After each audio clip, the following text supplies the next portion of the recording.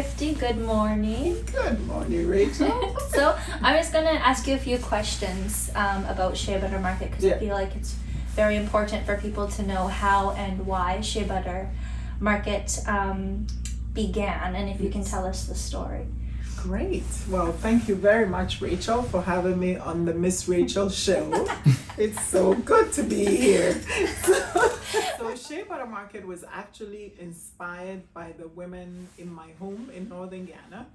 I used to go home often and bring stuff, and one year when I was home, before I left, usually before I left, we would all gather in my house in the courtyard, and everybody would be there to wish me well, send me off.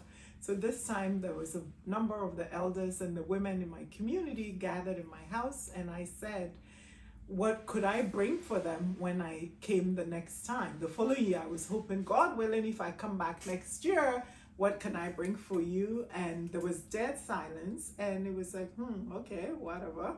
And one of the elders spoke up and said, we don't want anything, we just want to work.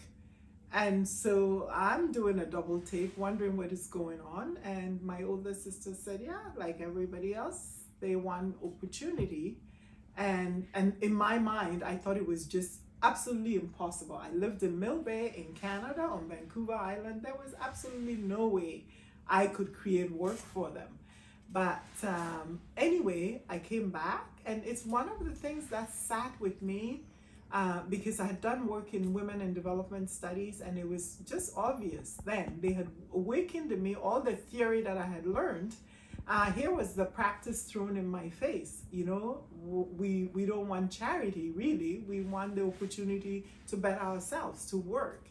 So anyway, I think maybe it was 2 or 3 years after that conversation, I'm watching TV, and I believe it was Nivea, anyway, one of the big companies, was advertising shea butter in their cream. And I thought, oh my God, all the women who were talking to me that evening in my house all made shea butter. What if I sold shea butter in North America? Could I create work? So anyway, I talked to my family about my concept, my idea, and everybody was on board and said, yeah, do it. So that's how Shea Butter Market began. And then over time, so I organized with the women. I spoke to a friend of mine, a friend of my family's actually, who was a Peace Corps volunteer, had lived with my family. Greg Sullivan had done his Peace Corps work, and he just happened to be in my home one time, and he was there to support women. He was doing work to support women and poverty alleviation. So he was just the perfect person to talk to. And he said, if you want to, there are lots of women to help, but I would suggest that you start with the widows group. So that's how it came that I started the shea butter, purchasing shea butter from Topo village near Wa. But the challenge was what to do with the women I had spoken to in my community. But when I did approach them with the idea of starting with the widows group in Topo village, they were ecstatic. They were like, yeah, that makes a lot of sense, and our turn will come. They were very confident that they would get a chance too. And so we got started, and I started buying shea butter in bulk and marketing it in North America. But my bulk sales were very low. And then I was encouraged to look at making products. And I live on Vancouver Island, the land of creativity. There's so many creative people on the island. And I got connected with small crafters of soaps and creams. But what was really interesting, one of my contacts connected me with an aromatherapist who was from Fiji but lived in Vancouver, and she was so excited about what I was going to do that she traveled to Vancouver Island, Adela, and helped me create my line of shea butter products. And then another friend, Michael Bentley, helped me and introduced me to a distributor, and I just started off and went running with Shea Butter Market, and I've never looked back. All right. So Gifty, how has Shea Butter Market impacted the communities that you are working with and supplying you with the shea butter? Okay, Great question. I'm asked that very often because really our customer base is very committed to making a difference with their purchases. So initially when we started, like I said, we got off the ground running and we started working with the widows group.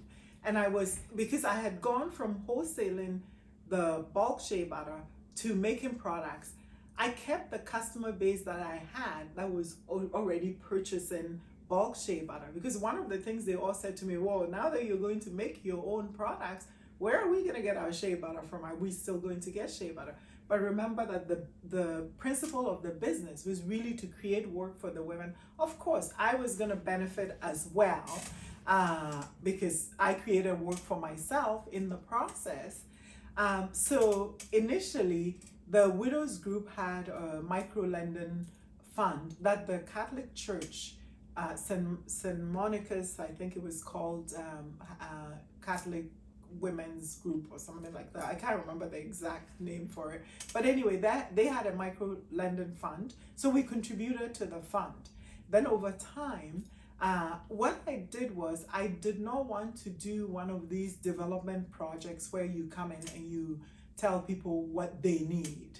I always left it to the women to direct what it is they thought would be useful for them. So one year they wanted to plant moringa trees, moringa food. It's a food, and they wanted to plant moringa. So we organized, and my community on Vancouver Island really supported me, helped me raise money to do projects like that. And then one other year, a young couple who were students at UVic went to Ghana, and they went to the community. In fact, they were very responsible for a number of the projects we did because they lived in the village.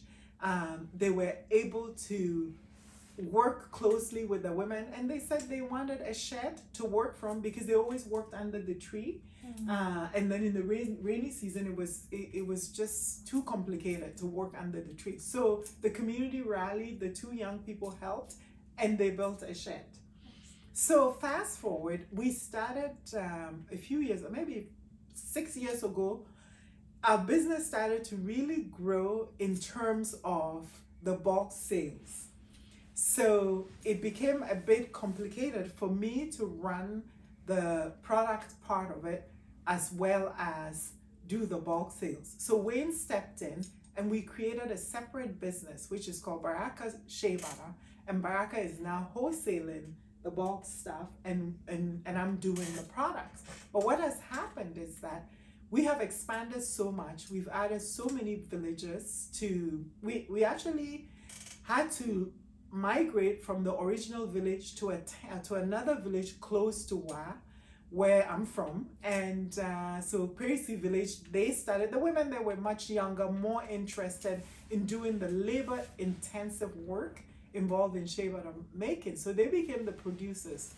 And we got other villages involved. So we have villages where they do the picking of the seeds, and we've got communities where they do the drying. I mean, we've got so much going on at the moment. But the actual impact, when I first started Shea Butter Market, all the women used to say to me, look at you, it is education that's brought you back to do what you're doing.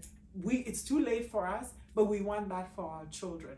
And what has been very exciting for me is the fact that now they have money in their pockets for education, for clinics, for for school uniforms.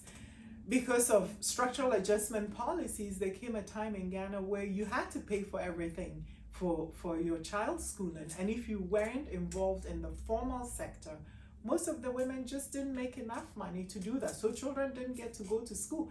In particular, girls did not get educated. So I actually started a girl-child education project.